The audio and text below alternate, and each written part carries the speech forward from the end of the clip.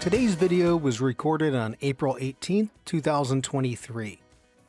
Today's lesson is the final in our series on God's appointed feasts, and this week we're going to explore the holiday of Hanukkah, or if we translate that into English, it would mean dedication, so it's the feast or festival of dedication. Now, Hanukkah had become a regular holiday by the first century, and John records that Jesus went to the festival of dedication. So if Jesus celebrated Hanukkah, then we should at least know something about the holiday. And that's what we're going to do today. So in this lesson, we're going to explore the historical events that happened around 165 BC in Jerusalem that gives birth to this annual celebration. And Hanukkah, it's a celebration of religious and political freedom. It's a group that we know as the Maccabees, and when they were pressed by a Greek king to make sacrifices to a pagan god, they said no. And it kicked off a revolution of those who were zealous for the word of God. And then we'll see these zealous actions by the Maccabees. Well, they would inspire those in Jesus' day. That's almost 200 years later. Those who were zealous for God's law and vehemently opposed to having Roman rule. And I think when you have knowledge of this holiday, it can really help you understand the actions of many of those who Jesus interacts with during his ministry, and also the actions of Paul before he meets Jesus on the Damascus Road. So on a logistical note, make sure you check the show notes below, and there will be a link there to our website that has the class handout. And make sure you download that handout. Use it to follow along and take notes. These are designed to help you in the learning process, help you capture so many of these details. And this lesson has a lot of details, and it'll really help you capture those details, and then you'll have the chance to go over them later and reinforce what you learn. So we hope you enjoy today's lesson on the Festival of Dedication, or what we call Hanukkah, and that Jesus celebrated Hanukkah.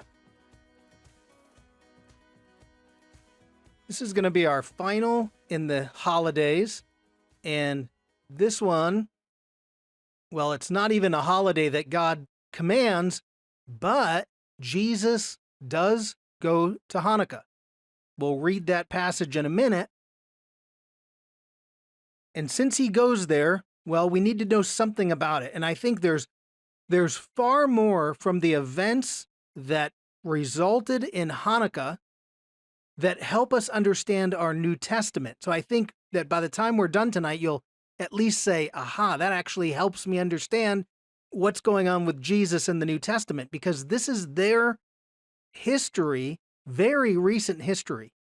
So just like our recent history is World War II and the Civil War and the Revolutionary War and slavery and all those things that affect our collective national psyche, if you will, this is huge in the minds of those first century Jews, particularly the group called the Zealots. So it worked out that we did 12 sessions on the holidays and got a lot of good feedback from different people on online from last week's about Jesus' birthday. So that was nice to see. So number 12. All right. So this painting here, I cannot say the first name, so I'll just say Statler is this last name. This was painted in 1842, and it's just called the Maccabees. Now, the Maccabees is the name of the family that we connect with Hanukkah, and I'll show you where that name comes from in 1 second. But the main person here that we're looking at, and I'll tell you this story as we go, is I put a circle around him. This gentleman right here, Mattathias. Well, his name is Mattathias. He has a group of sons. And what we'll see that he did, what Mattathias did, is the king, the Greek king, put out orders that you were going to have to make a sacrifice to the pagan gods. And he refused. In fact, if I move this circle, you see the Greek, well, there it looks like a centurion, but the Greek military officer, he's pointing to the edict that says, you have to sacrifice now. the king, who was Antiochus Epiphanes, he outlawed reading the Bible. They burned any scrolls. He outlawed circumcision. If you circumcised your child, they killed the child first and then the mother. If you got caught reading the Torah, you could be put to death. I mean, it was a terrible time, and he refused. And it kicked off a revolt, and what ends up happening is, and I'll move the circle one more time, this guy right here, we'll learn in a minute, is named Judah Maccabee. Judah the Maccabee. Maccabee means hammer. So it's almost like a nickname. It's not his last name. That's how we refer to him, Judah the Hammer. And he ends up leading the revolt that winds up with Hanukkah as a celebration. So that's the painting we're looking at there in the background. And as I tell the story, I'll come back to the painting, and it'll make more sense when you hear it. Okay, so number 1 on your handout. If you have your Bible, turn to John 10, and it's verse 22. Because even though God never gave them a commandment to celebrate this holiday, it became a holiday that they did celebrate, and we see that now in John. Very interesting. I mean, there are a number of Jewish customs, like Hanukkah, or like naming a child on the 8th day, that you only find them in our Christian Bible. And it's really interesting when Jewish people realize that the only place it's written down is inside the Christian Bible. So we do find the celebration of Hanukkah here in John 10:22. So verse 22 just says this: Then came the festival of dedication. It was at Jerusalem, and it was winter.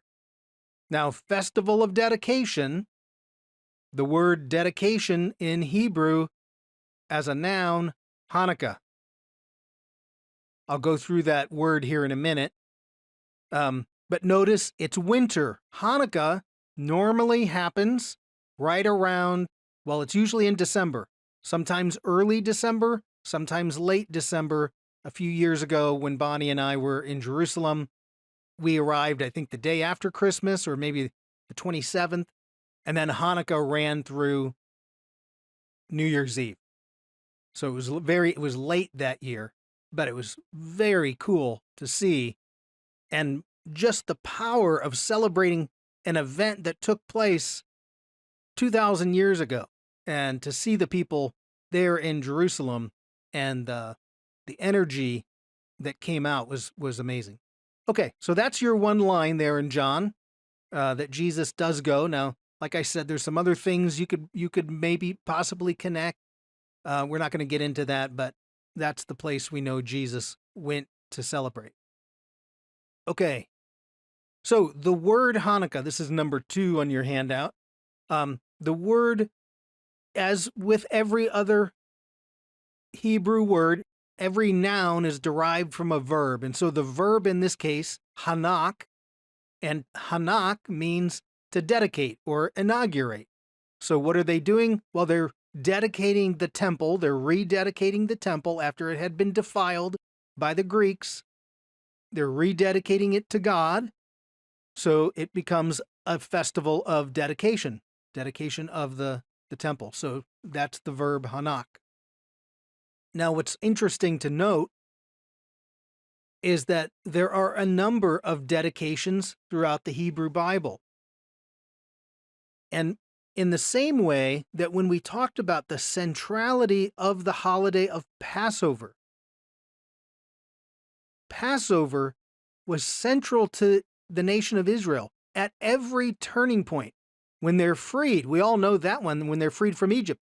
But when they get to the promised land and Joshua leads them across the Jordan, they celebrate a Passover.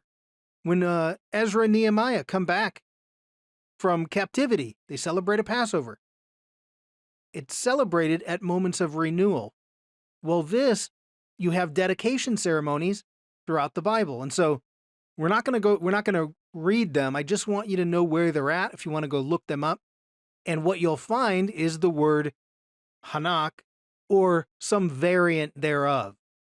So We find in the book of Numbers, they dedicate the tabernacle and the altar. And so if you look at Numbers 7, it's a whole list of groups that are sacrificing, but when you see verse 88, it will say something about a dedication. Solomon dedicated his temple. That was in 1 Kings 8. Happens to do it, by the way, on the Feast of Tabernacles. And the Feast of Tabernacles is going to connect to this. We'll see that a little bit later. The second temple, when Ezra and Nehemiah came back from captivity in Babylon. So you can find that in Ezra. And then the final one is when Nehemiah completed the walls of Jerusalem. They had a dedication ceremony. The whole point of this is the idea of dedication. So when you hear the word Hanukkah, you recognize that the base of it is a dedication, and these are found throughout the Bible. So when the Maccabees cleansed the temple and they did this dedication, and they said, oh, by the way, they created an edict, we'll read that later, that says, hey, we want this celebrated every year.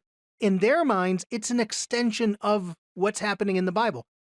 God's presence, it was defiled, so God's presence isn't there. We're going to rededicate the temple.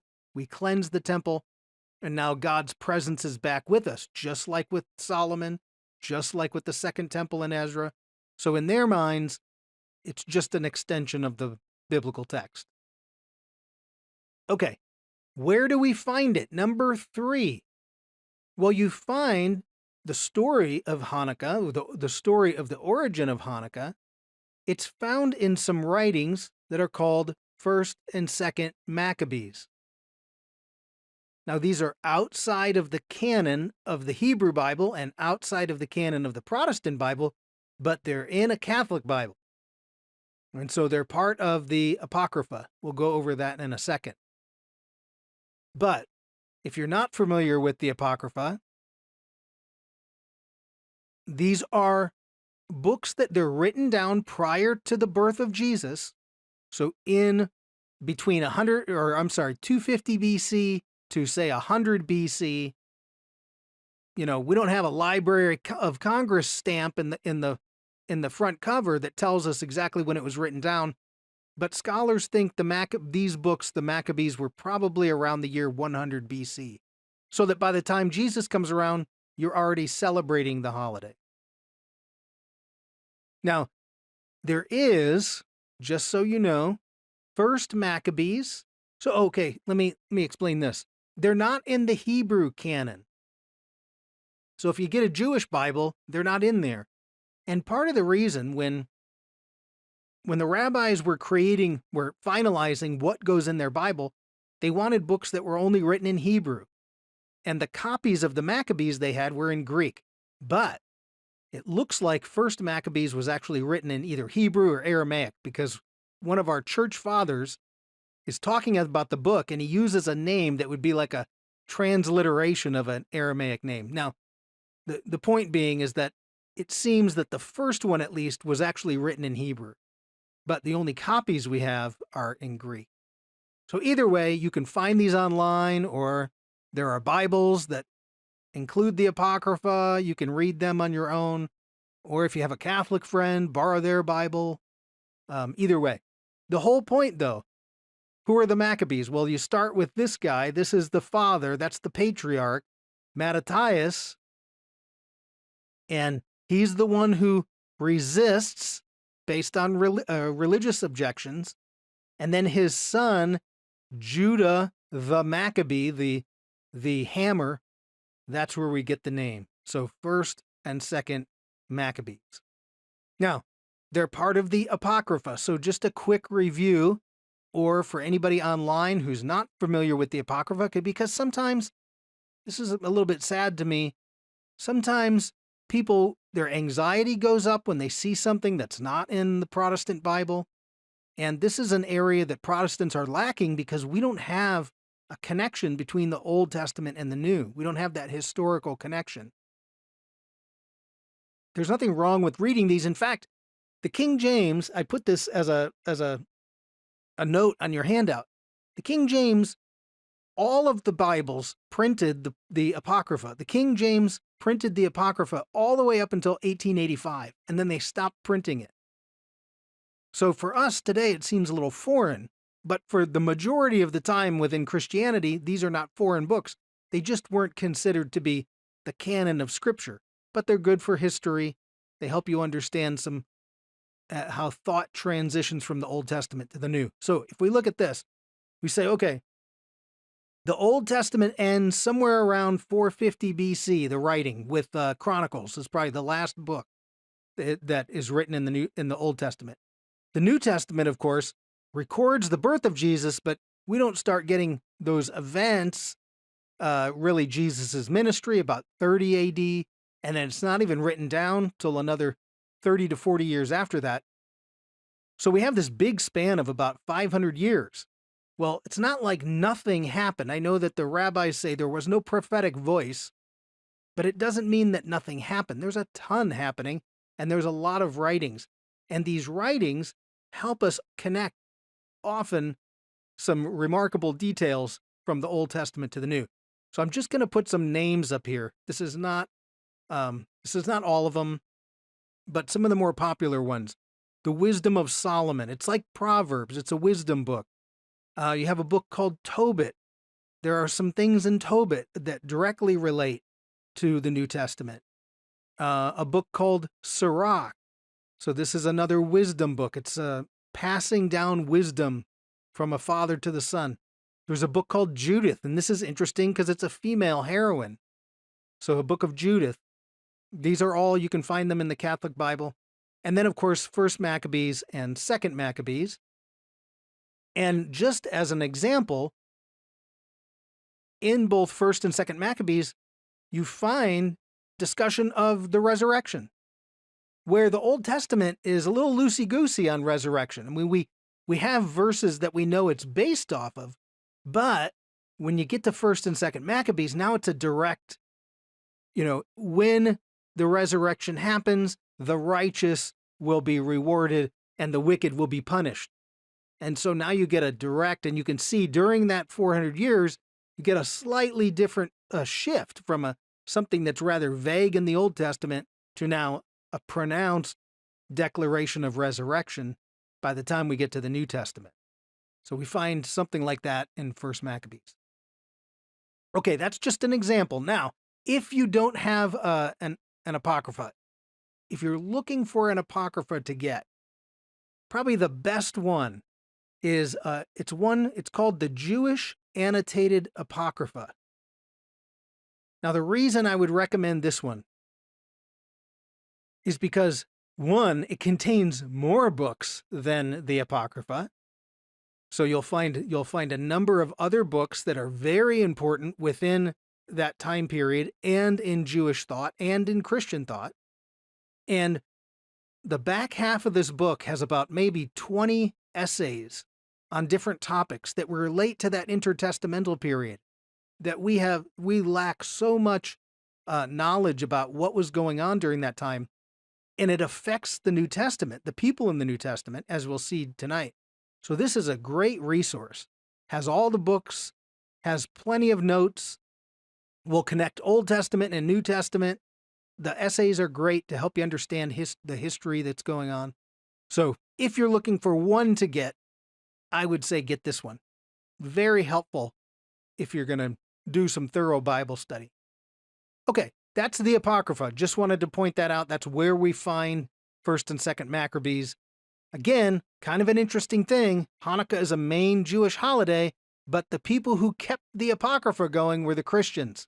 So the Jews can thank the Christians for keeping this story around so that they have it today to read. Okay, I'm going to switch gears to Israel's history because this is an actual event and we have to understand why this was so profound. And then you'll see directly how this leads right into the people, the folks in the New Testament that Jesus is dealing with and Paul. So I have all of these dates on your handout. I'm just going to kind of walk you through this idea. We all know that you have the kingdom under David, a united kingdom. David was the pinnacle. of the kingdom of Israel. Then it goes to Solomon. Then, well, it goes to Solomon's sons, and after that, it's gone. It divides. And now you have, you went from kingdom, that was one kingdom, 12 tribes, to a divided kingdom. Eventually, the northern kingdom, they call Israel or Ephraim in the Bible, gets taken by the Assyrians into exile. Then, now what you're left is Jerusalem and Judah in the south. And so around 586, it starts about 597 to 586, you get the Babylonian exile. So the Assyrians took the northern tribes, then Babylon came into power, and they're going to come in and take the Judeans, Judah and the rest of the Israelites into captivity, Babylonian exile. And that's the destruction of the first temple that we see. So big, huge event, right? Israel no longer governing themselves, not running the temple. Okay, now the Babylonians in charge. Well, it's not going to last very long. By 539, so about 50 years, the Persians win a battle. This is where we see Cyrus. They send the Israelites, Ezra, Nehemiah, back to say, go ahead, you can rebuild your temple. You're not in charge, though. So they had a Persian governor over them. So they're not running their own affairs. Well, the Persians are in charge for about 200 years. 333, now the Greeks come around. And the Greeks win a battle. Alexander the Great, we all know Alexander the Great, and now the Greeks are in charge. So you can see, well, if it's not Babylon, it's the Persians. If it's not the Persians, it's the Greeks. And so we're not governing ourselves. That's the big deal. Now, when Alexander the Great died, he divided his kingdom into threes, but one of them is really small, so I'm only going to focus on two. It divided into the Ptolemies and the Seleucids, and I'm only going to tell you this because I don't want to just throw words at you. The Ptolemies and the Seleucids. So if you look at your screen, I'll put a map up. This is the Mediterranean Sea, so Jerusalem is at the Red Star. I mean, Israel is just such a teeny little bit of land, but an important piece, and of course God's creation, but this little backwater place inside this now Greek kingdom. Here's the Mediterranean Sea, of course. Babylon is way over here, and this is going to enter our story because when all these Jews go to Babylon, well, they start businesses, their families are now settled there. Because they're not in charge, they don't have the kingdom yet. The kingdom's not restored back in Israel. They stay in Babylon. Why go back? We're just going to be ruled by the Persians or ruled by the Greeks, so we'll stay in Babylon. No big deal. So we have Babylon, and now you get to these two groups. The Ptolemies, they're out of Alexandria, Egypt. Now you guys know the Ptolemies because Cleopatra is part of this empire. So every queen is named Cleopatra. And so that's where you get a connection at least closer to the day, to Jesus' day. And then up north, in that north corner of the Mediterranean Sea, you have the Seleucid Empire called the Seleucid Greeks. And that's why I just want to show you. And Israel is smack in between. There's a good textbook. It's called The Land Between. And the land between is Israel. What's it between? It's between great empires. It's Assyria and Egypt. It's the Ptolemies and the Seleucids. Israel's always right in the middle of all of these, it's like a pressure cooker. Okay, so let me go back to this. What happens now that the kingdom had divided under Alexander the Great? In 175 BC now, a king, Antiochus IV Epiphanes. Now, Epiphanes means the manifestation of God. So Antiochus IV called himself manifestation of God. So you can see what he thought of himself. He takes over in 175. He's a Seleucid out of Antioch. And what he does, he gets a little bit antsy. He says, I need more space. And he attacks south to Egypt. So right through Israel. And then eventually he's going to turn around and take Jerusalem. So for a long time, the Jewish people lived under the Ptolemies, and the Ptolemies kind of left them alone. But now comes Antiochus Epiphanes, and he comes in, and he's going to start changing the game. So he's a Seleucid ruler. Now, if you look at in 167, now we're going to get the rise up of this group called the Maccabees. And they're going to lead a revolt. And I'll explain the revolt in a minute because it has to do with what Antiochus Epiphanes was doing. But they lead a revolt. And in what must have been a miracle, God must have been on their side, they win against this. It was the largest Greek army in the world at the time, probably the largest army in the world. And so in 165, led by the Maccabees, Judah Maccabee, they win their self-rule. Israel gets self-rule. They haven't had self-rule in 300 years, 400 years. And so this is gigantic. The kingdom can finally be restored. Right? This is exactly what the disciples are asking Jesus. Jesus, when's the kingdom going to be restored? Well, this is what everyone thinks. Finally, Israel, the kingdom of God can be restored. We can govern ourselves. And what happened, there's this huge influx of people from Babylon. They're coming home. Now, they couldn't settle down in Judea. It was too crowded. So where did they settle? Galilee. And you get all these cities up in the Galilee, little villages that are all brand new. And of course, that's where Jesus' ministry is. Now, the point is, you're governing yourself for about 100 years, and then in 63 BC, who shows up? Rome. Now, how are you feeling if you're one of those people who just came back and are trying to work the land, and now the Romans show up and take your land? Might you be wishing for another Maccabee-style revolution to overthrow now the Romans this time? And this is a huge event, a huge loss, but a huge event. And this is going to drive right into Jesus' ministry and the Zealots. We'll see that in a minute. They're going to look at those Maccabees who were zealous for the law, and they're going to say, we can do the same thing if we are zealous for the law. No way we're paying taxes to a guy who has his face on the coin and calls himself a god. We will not pay your tax, which is why they're asking Jesus, are you going to pay this tax?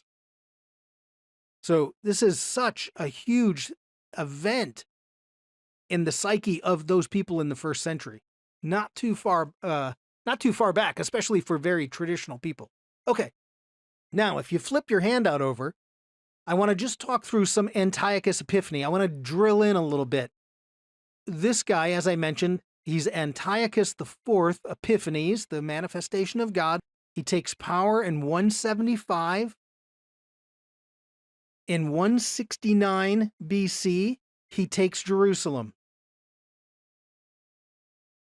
Now he's going to start cracking down. And in 167, he says, we're all to be one people. And all of you Jews are going to have to convert. You're going to have to sacrifice to the pagan gods. You're going to have to give up all of that religious stuff. And this is a huge event that has to do with religious freedoms. And in the face of being told to do something that goes against your religious beliefs, they said no. So they try to do this, and it's not just forced to like, hey, we're going to pressure you via social media. The penalty's death. And many Jews died. So in 167, now you have this event with Mattathias, and he refuses to comply because of his zeal for God's law. He was zealous for God and his law, and he refused to comply. And so if we go back to the painting in the background, that's who we're talking about right there. He's the one who said, I will not do it. In fact, what the guard is, or the officer is telling him, I want you to sacrifice on this, make a sacrifice to the pagan gods. He said, I won't do it. And another Jew steps up and says, I'll do it. And Mattathias, well, he kills the other guy and then kills the officer. We'll read that in a minute. But he's zealous for God's commands. Okay. So by 165, and that's 2 years later, I know I'm throwing a lot of numbers at you, but follow the story. They revolt. They go into the mountains around Judea and Jerusalem. And then in 165, the son now, Judah, the Maccabee, the hammer, he leads the revolt. They win a series of battles. Next thing you know, they've got Jerusalem back. The temple is back in their hands. They restore the temple. And now there's an edict that goes out to celebrate the dedication. And how do you say the dedication in Hebrew? Hanukkah. So that's the story of Hanukkah. It's a battle of religious freedom and political freedom, for that matter. And God had to be on their side.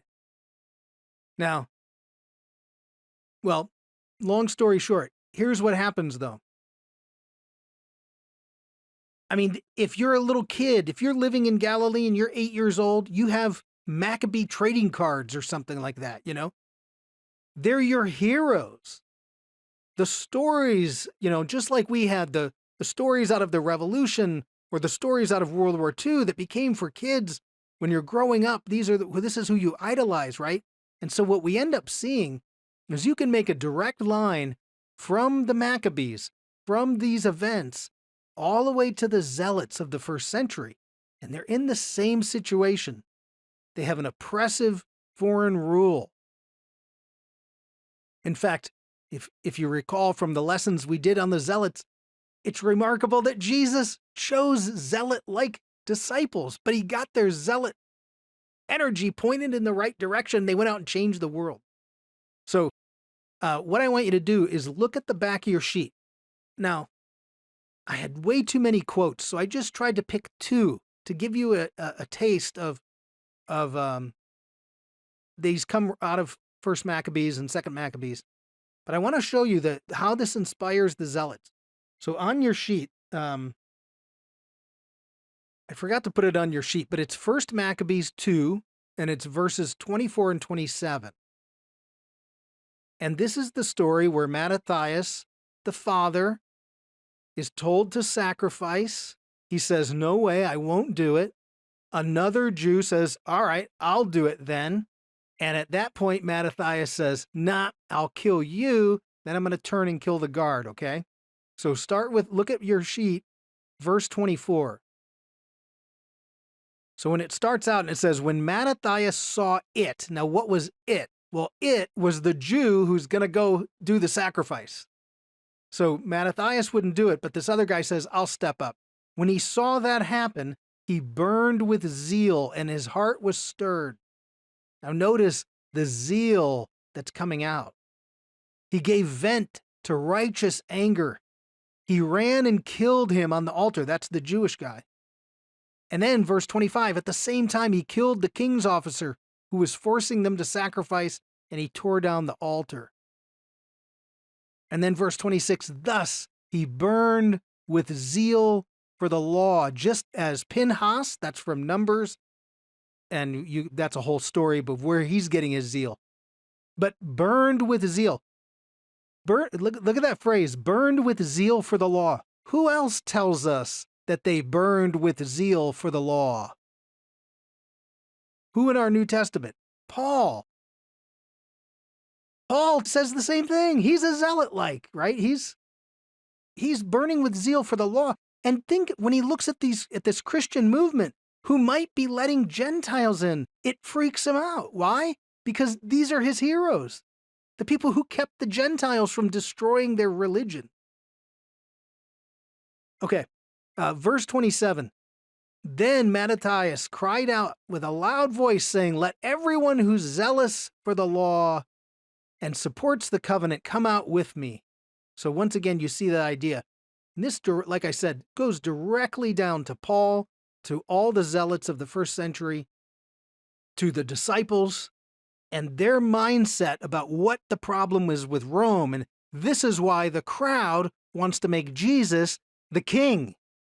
The crowd wants a political leader to go fight a war and throw off the Romans. And Jesus says, nope, I'm going to die, because the greater power in God's cosmos is God's love and forgiveness and mercy and grace. Do that to the Romans, and they won't know what to do.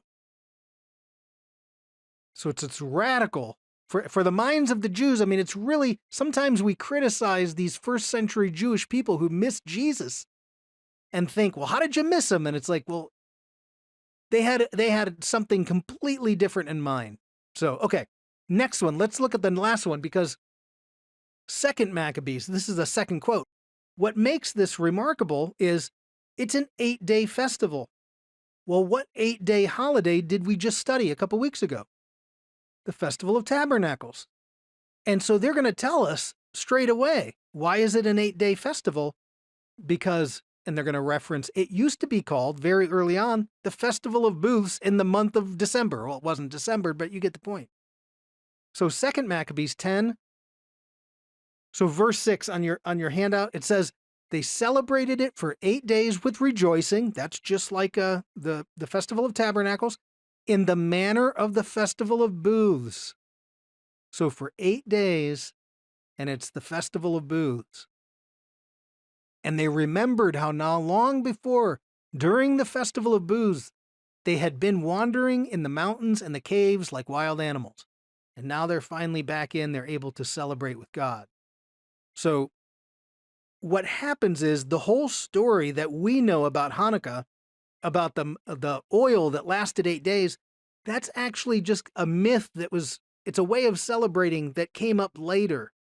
That actually is never recorded in the book of Maccabees.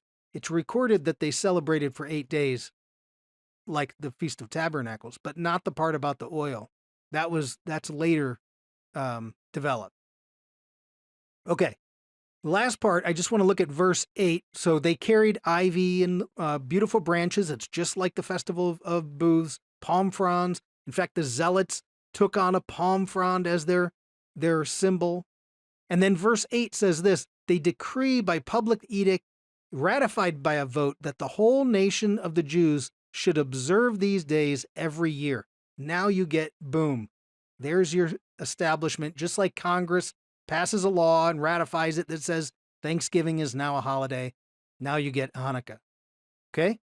So lots to read, way too much stuff to do in one short lesson tonight, but I hope you're seeing a little bit of where it comes from. That's the main point, and how huge this is in the psyche, collective psyche of the first century Jewish people. Particularly if you're zealous for the law, right? Just like Paul was. Okay. Now, it's the Festival of Lights, and we understand that today it's about light. Now, there's some reasons behind that, but you have the story about the oil. They didn't have enough oil, and one cask of oil lasted for 8 days and kept the light burning. And of course, light, the presence of God, is the fire or the light inside the temple. So you're gonna do something that has to do with lights, but there's a really cool thing going on here, and I just wanted to show you that. The festival happens in December. Now, when do we have the shortest day of the year? Well, December 22nd. And then the holiday, because the Jewish calendar is off the moon, is actually happening as the moon is getting darker and darker and darker and darker. So not only do you have the shortest days of the year, you have the time when the moon goes away. It's the darkest it can be all year. When you're in December and the days are short and there's no moon at night. So you get the picture. In the midst of the darkness that is the world, what are we going to do? You celebrate with light. And so you increase the light because it's getting darker outside around you. And so as you all know this, the tradition is you have now this is a different, this has 9 candles on it instead of 7, because there's 8 days, and then the one candle in the middle This is a special one. It's called the Shamash, which is a Shamash is the attendant. And so you have this one candle that brings the light to the other ones. And then every night, what you do is you put your menorah in your window. Why? Because it's darkness is out there, and we need to increase the light. And so night number 1, you light a candle. Night number 2, you light 2 candles. Night number 3. Now realize the moon's getting darker every night. So as the moon gets darker, you increase the light. So the next thing you know, by the 8th night, you've got 8 candles. It's actually 9, but 8 Hanukkah candles lit. And so you can see this amazing picture. In the darkness of the world, how do we combat the darkness? Increase your light. So that's a pretty cool connection about the timing. So I'll finish with this. How do we then increase our light, right? The world darkness is rising. How do we increase the light? You engage the world to increase our light to combat the darkness. So Jesus is the light of the world, yes, but he manifests that light through us, through Christians. We're the ones who increase the light in the world so that other people can see it. And this is where the idea of good deeds comes in. It's not good deeds about salvation. It's about good deeds that increase the light of God in the world. Right? And this is why we engage our communities and put God's love on display. And if you remember the parable of the bridesmaids, we noted when we did that one that the vessel that the bridesmaids are carrying, the lamp, that's the word of God, but the oil, the stuff that actually produces the light, the oil that produces the light, that's your good deeds. So I've got 2 verses on your handout. You can look them up. I just want to show you where we get these ideas from, mainly Proverbs. So this says, "For the commandment is a lamp, and the law, the Torah, is light. Reproofs of instruction are the way of life." How do we increase our light? How do we follow God in a way that brings out the light of God, right? What if we don't obey the commands? Well, then they're just words. They're just sitting there. They have no, the words are the potential. It's us putting them into action, right? If we fully integrate the text that says, do not bear a grudge or seek revenge, but love your neighbor as yourself. That's how the light gets into the world, when we love our neighbor as ourselves. What good is a commandment if we can't do it? And so we go to the God's commands to increase our light. And I'll tell you real quick a story. We heard this the other day. We had this terrible shooting here at the Covenant School in Nashville. And the shooter's parents are Christians. And they had sent their daughter to that school. Well, the people of the Covenant Church and that school, the Christians that go to that church, they paid for that girl's funeral. Because Jesus says we're supposed to love our enemies. And that doesn't mean just saying it. It means let's put it into action. And this terrible moment, they said, no, we're not going to be angry. I mean, the parents lost their daughter too. Anyways, it's a remarkable, that's putting do not bear a grudge or seek revenge, but love your neighbor as yourself into action. Okay, the last one, Proverbs 20:27. The spirit of man is the Lord's lamp. And I love that. Let's increase the light through the Spirit. Okay, this one I didn't put on your sheet. We'll finish it with it. Turn to Titus 2:14. Because Paul's zealous. Many of the disciples are zealous.